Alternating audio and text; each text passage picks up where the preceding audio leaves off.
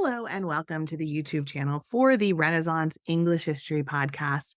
Today, we are going to talk about smallpox because why not start out the week with a little chat about a deadly disease, right? So it's Monday, start the week out right. I'm starting the week out right with a new pen because I finished a pen over the weekend. There's nothing more satisfying of a feeling than finishing a pen. Like I feel like I've accomplished so much when I finish a pen or a notebook. I've like written in all the pages of the notebook. Just like, wow, look at what I accomplished. It's just, it's just a thing. So this is the one I'm writing with now. I really like these Pentel Energels. This one, however, does not have a needle point. It has the non-needle point. And I'm not as fond of that one as I am of the needle points, as we all know. But hey, it's what we've got. I wanted to get through it. These ones go pretty fast. Their ink does not last a long time. But anyway, that's my pen share for the day. So let's get into it. If you are new here, very special warm welcome to you. I'm Heather. I've been podcasting on Tudor England since 2009. This channel is where I put all of my podcast episodes from all of my different shows, as well as loads of extra content where I would talk about random things like pens and like this video right here about smallpox. Really quick also, like Teresa, shout out to you. You are like, I don't even know what to say. Thank you so much for the super thanks. That was amazing. I opened up my phone yesterday morning and I saw that and it was just like, wow, Teresa, thank you. So thank you, Teresa, for the super thanks. That was awesome. Okay. So, all right, let's get into it. The reign of the Tudors was a time of sweeping change, reformation, political intrigue, and unfortunately, the spread of deadly disease. We did a video a couple weeks ago on the sweating sickness. Today, we're going to talk about smallpox. Smallpox was responsible for the deaths of countless people across Europe, and its scars, both literal and figurative, left deep marks in society. And of course, it continued all the way up until, the 20th century.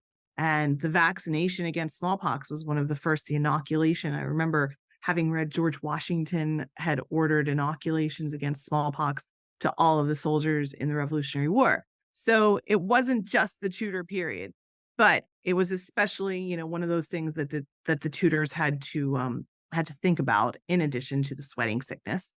And it affected everybody, of course. One of the most famous cases in the 16th century was Elizabeth I. She caught smallpox in 1562. Of course, everybody was panicked because she did not have any children. There was no heir. It was very severe. For time, it was uncertain whether she would recover. And also some of the people who were taking care of her contracted smallpox. She was left with minimal scarring. Of course, others were not so lucky. The disease left the notorious pock marks on people's faces, on survivors, leaving them a lifetime reminder of their brush with death. There was also Mary, Queen of Scots. She had smallpox as a child, but she emerged relatively unscathed. She didn't have any lasting marks, which would have marred her famed beauty. Her escape from the physical remnants of the disease was actually really unusual, and some even saw that as a divine sign of her destiny for greatness. Edward VI also got smallpox. He wrote a letter in 1552 to a friend of his saying that he had had a bout with smallpox, a small bout with smallpox, but he was quite past it. He got measles right after smallpox, so it's like a 1-2 punch. And that, of course, weakened him considerably. He recovered from both, but they might have contributed to his early death that he had soon after. These royal cases, of course, are just the tip of the iceberg. Smallpox did not discriminate between royalty and commoner, rich or poor, and it spread across England, and the subsequent efforts to contain and combat it tell a fascinating story of a nation grappling with a silent, invisible enemy. During the medieval period, many devastating illnesses like the Black Death overshadowed the presence of smallpox. But by the time the Tudors came into power, smallpox began to manifest more noticeably. Historians and scientists speculate on the reasons for the uptick, but it could include the rise of urbanization and trade. The Tudors, of course, saw significant growth in urban population centers and international trade. more people living in close quarters in cities, increased movement between cities and countries. Infectious diseases found it easier to spread. Also, during the Tudor period, the distinction between smallpox and other diseases might have become clearer. It might have been that during the medieval period, smallpox was lumped in with other diseases, just under general diseases. So it might have actually been more difficult to trace the actual prevalence of smallpox. And then with the Protestant Reformation and other societal shifts, there was more detailed record keeping with the printing press, with people becoming more literate, a society based more on words and literacy. People start keeping better records, so that gives us a clearer picture of smallpox and the growth of smallpox, the experience of smallpox in the Tudor period than we had in previous periods. Also, the Tudor period, of course, was marked by religious upheavals, and that changed and influenced how people viewed the disease. Some people saw it as a divine retribution for, breaking away from the Catholic Church, for example, while other people started looking for more earthly causes. We start to see the very, very nascent beginnings of the Enlightenment and the scientific revolution that would happen, 100 years later. But people are starting to look for more earthly reasons. I actually, oh my gosh, I literally have goosebumps. I think about this period. The thing that really gets me about this period is this beginning of the what I find so I literally have goosebumps, you guys. What I find so fascinating about the Renaissance is people singing for the sake of singing, right? It wasn't just for church. Church was a huge part of it, but people with the rise of secularism. And, I'm actually personal share. I didn't intend for this to go this way, but here we are. I'm actually fairly religious. I'm Episcopalian. I'm practicing. And I believe in God. I believe in, the universe and I'm very spiritual. So I have that, but also I also think that humans are pretty amazing and humanity is pretty amazing. One of those people, I don't actually like a lot of individual humans, but humanity as a whole, I really get down with and I really love.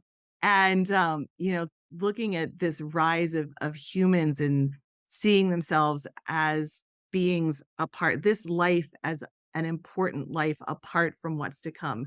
Before, in the 1,000 years before, I mean, it wasn't so much. I don't know as much about like Rome and Greece. I've been reading more about that period and listening to some podcasts, but um, we start to see after 1,000 years of the church teaching that this life is just practice for the life to come, and people being not necessarily okay with being poor and being serfs and stuff. We start to people still kind of it was drilled into them that this life is just practice and this is your role in life and you're a serf and that's all there is. And um obviously people found joy and people found contentment in different ways, but during the Renaissance we really started to see the beginnings of humanism and of people saying, look, we can live this life for now.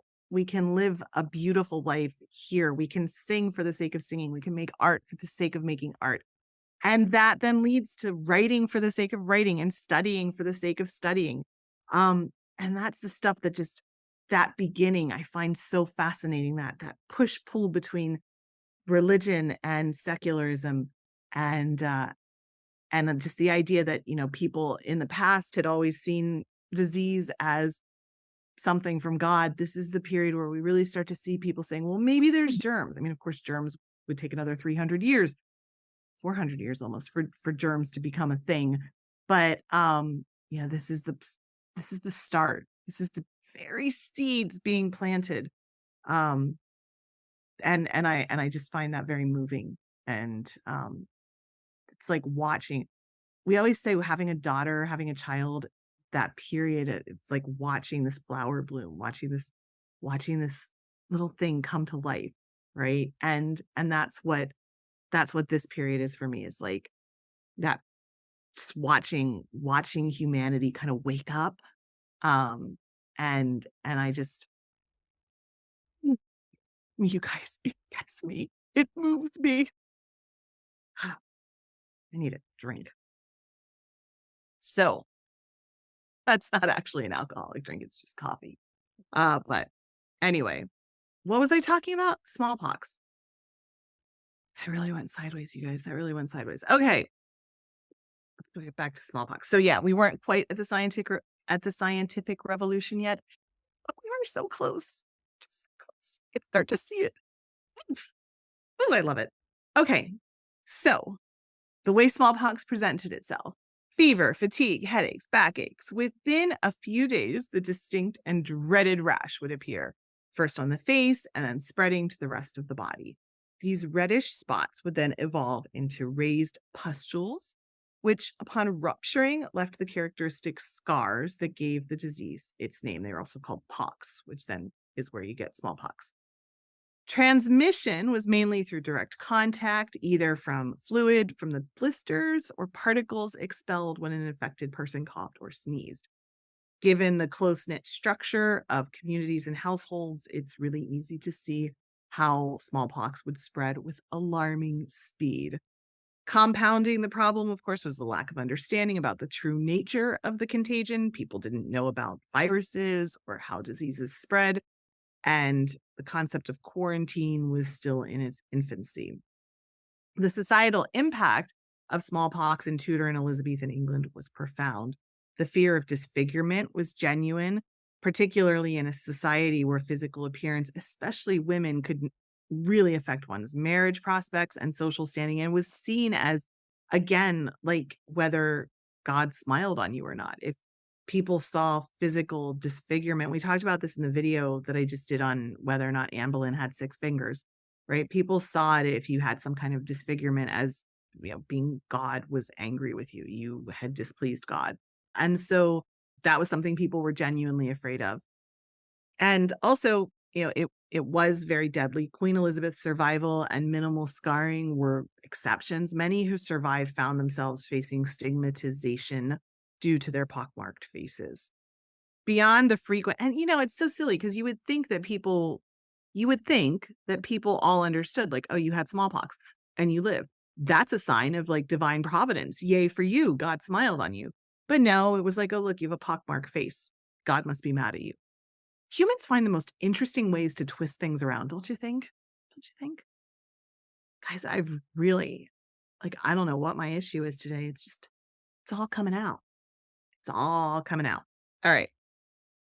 Beyond the physical effects, the frequent outbreaks disrupted daily life. Trade could come to a halt, court functions would be postponed, public gatherings would be sparse during severe outbreaks. We kind of all know about this. This had implications on the economy, political, and social activities of the time. Don't we know it? We have just all lived through that. Moreover, the unpredictability of smallpox, which could claim the lives of both the robust and the frail, the rich, the poor, the young, the old, fostered a climate of uncertainty. It was a grim reminder of life's fragility, prompting introspection, sometimes fatalistic attitudes. Treatment during the Tudor and Elizabethan period was a mix of genuine attempts at medical intervention and superstition infused remedies. The disease, with its ghastly presentation and devastating effects, drove physicians and laypeople alike to seek relief or a cure through various means. Many remedies grounded more in tradition than actual science were popular. People applied herbs like rose or lily, while others were more bizarre, like tying a red cloth around the afflicted person or placing the patient's bed linens in rose bushes, hoping to transfer the disease to the roses. Of course, there was bloodletting, as always, to try to balance the humors. Of course, there was no inoculation yet. That wouldn't really start full on until the 18th century. The lasting impact, of course, was multifaceted physically. Survivors had scars, which could alter their life trajectory. Elizabeth I's bout led to a temporary crisis as the line of succession was unsecured.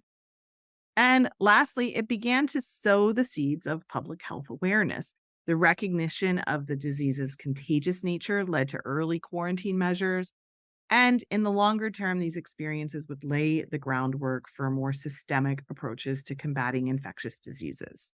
So there we have it, a little bit on smallpox, plus some philosophical discussions on why Heather loves the Renaissance. And pens, always pens. So thank you so much for watching. If you have made it to the end of this video and enjoyed it, I hope I earned your subscription to my channel where I put out videos like this almost every day. Who doesn't want their YouTube algorithm tutorified? Am I right? So, hey, seriously, thank you for watching. I want you to know that you are deeply loved, you are deeply appreciated, and I am so glad you're here on this planet and you joined me today. Of all the places you could be, you came here, and I don't take that for granted. And I appreciate you. And I appreciate you not just because you watched the video. I mean, you're here, we know each other because you watched the video, but I'm sure you're an awesome human being. And I'm glad you're in the planet, and I'm glad that I share the planet with you. So thank you for being here. All right. Don't forget to drink your water, and I will see you in the next video. Bye.